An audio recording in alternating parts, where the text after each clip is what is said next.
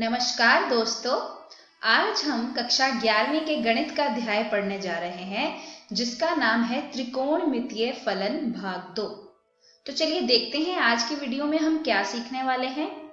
हम पढ़ेंगे इकाई वृत्त और त्रिकोणमितीय सरलसमीकाएं। तो चलिए शुरू करते हैं आज के अध्याय को परिचय से। दोस्तों मान लीजिए कि ये एक वृत्त है और उसकी त्रिज्या 1 है। तो इस हिसाब से इस बिंदु के निर्देशांक होंगे 1, 0, यानी x का निर्देशांक होगा 1 और y का निर्देशांक होगा 0। इस बिंदु के निर्देशांक होंगे 0, 1। इस बिंदु के निर्देशांक होंगे -1, 0 और इस बिंदु के निर्देशांक होंगे 0, -1। तो दोस्तों जैसे कि हम जानते हैं इस वृत्त की त्रिज्या का मान 1 है, तो चलिए इसे इस दिए गए वृत्त में प्रदर्शित करते हैं। मान लीजिए इस बिंदु के निर्देशांक होंगे a और b। हमने b को इस तरह से प्रदर्शित किया है और a को इस तरह से, और मान लीजिए ये पॉइंट m है।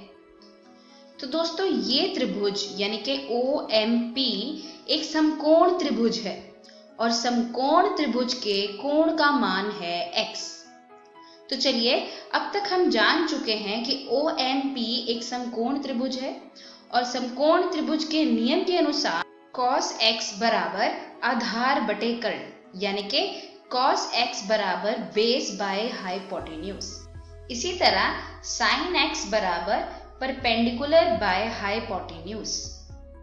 अब दोस्तों हम जानते हैं एक समकोण त्रिभुज की अगर बात करें तो उसमें base square plus perpendicular square बराबर हाइपोटेन्यूज स्क्वायर होता है।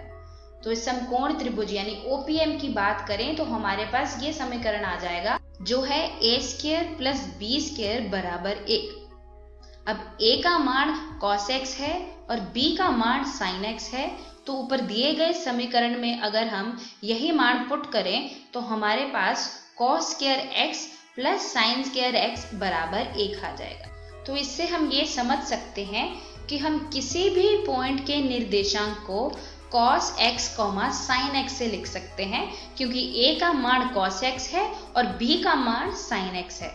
यहाँ पर x उस कोण का मान है जो उस रेखा पे बना हुआ पॉइंट x एक्सिस के साथ बनाएगा। चलिए बढ़ते हैं हमारे अगले शीर्षक की ओर जिसका नाम है त्रिकोणमितीय फलन। दोस्तों अगर ये x यानी कि ये कोण जो OP रेखा x एक्सिस के साथ बना रही है, अगर इस कोण का मान 0 हो जाए तो b यानी कि निर्देशांक y का वो भी 0 हो जाएगा, क्योंकि b बराबर sin x, और अगर sin में x को हम 0 कर दें तो sin 0 gives 0। इसी तरह से अगर उस कोण का मान π/2 हो यानी 90 डिग्री हो तो sin π/2 बराबर 1 हो जाएगा। अगर हम x के मान को π कर दें तो sin π बराबर 0 होगा, और यदि x का मान 3π/2 हो यानी 270 डिग्री तो sin का मान -1 होगा, और फाइनली अगर x का मान 2π हो तो sin का मान sin 2π का मान 0 हो जाएगा। चलिए इसे ग्राफ की हेल्प से समझते हैं। ये हमारे पास sin x का ग्राफ है। चलिए सबसे पहले इसमें sin के सभी कोण को दिखाते हैं। अब ध्यान दीजिए कि 0 डिग्री पर sin फलन का ग्राफ 0 को ही छू रहा है और π/2 पर sin फलन का मान अधिकतम हो जाता है यानी कि 1, और उसके बाद दोबारा π पर जाने तक sin फलन फिर से 0 हो जाता है, और 3π/2 पर इसका मान फिर से अधिकतम हो जाता है पर साथ ही नेगेटिव भी हो जाता है।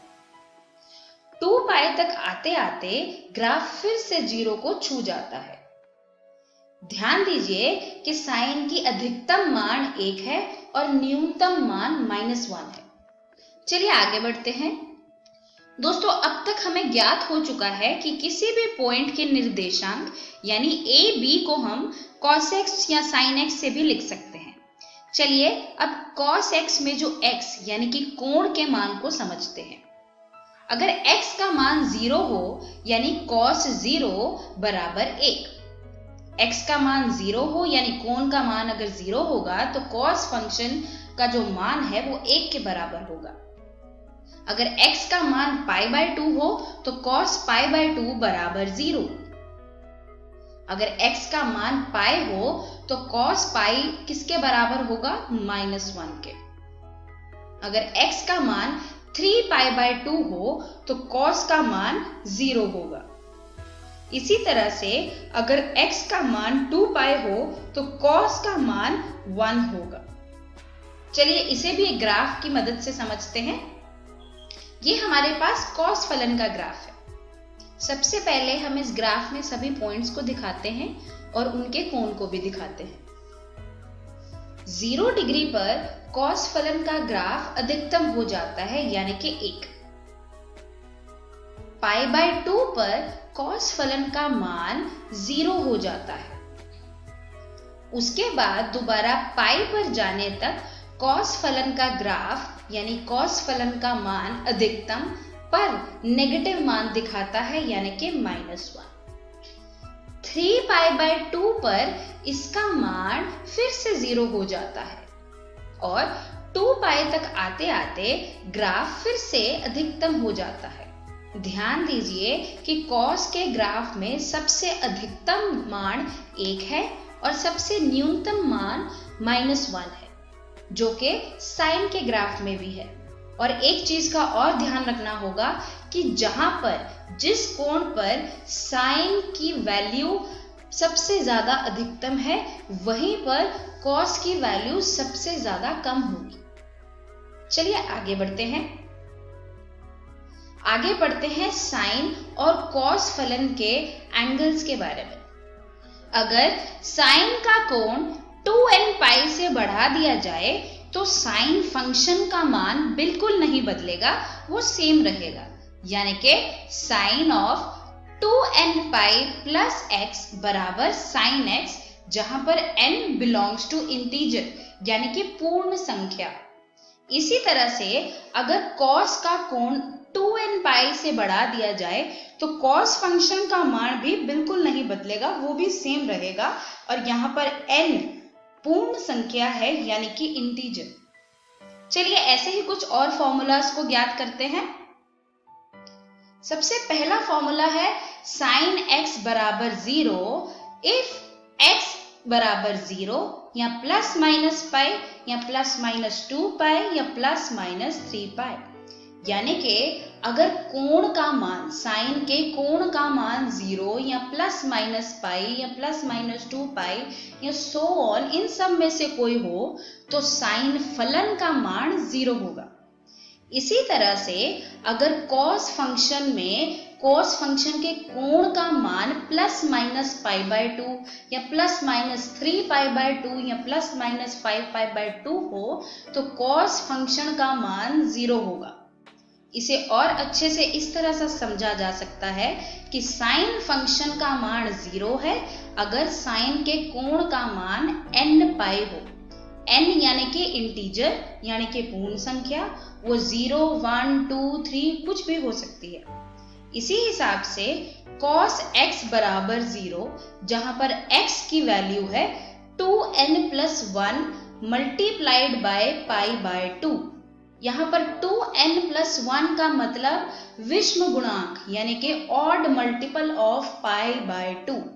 अगर x का मान यानी cos के कोण का मान एक विषम गुणांक है π/2 का तो cos फंक्शन का मान 0 होगा। चलिए आगे बढ़ते हैं। चलिए पढ़ते हैं कुछ त्रिकोणमितीय फलनों के गुणों के बारे में। सबसे पहले हम पढ़ेंगे साइन और कोसेकेंट x के बारे में। अब ध्यान दीजिए कि साइन x बराबर 1/कोसेकेंट x।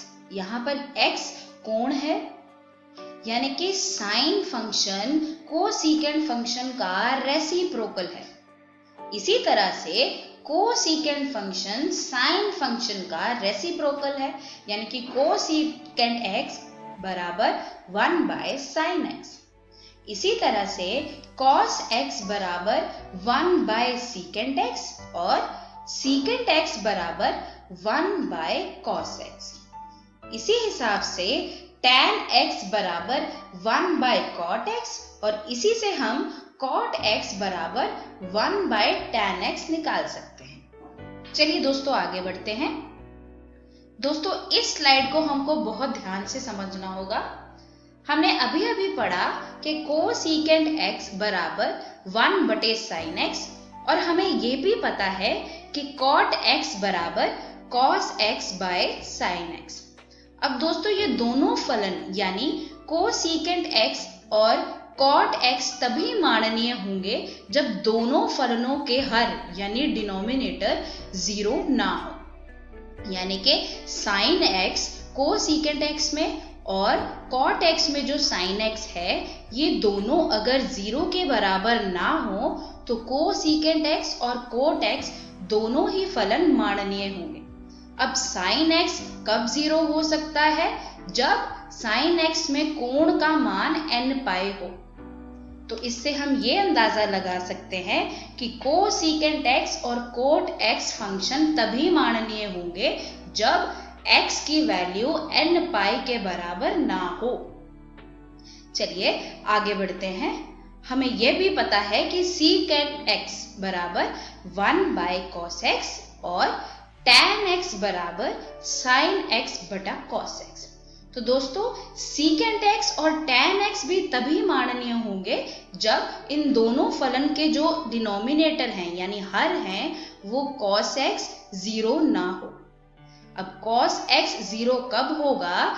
जब cos x में कोण का मान 2n+1 पाई बाय 2 हो।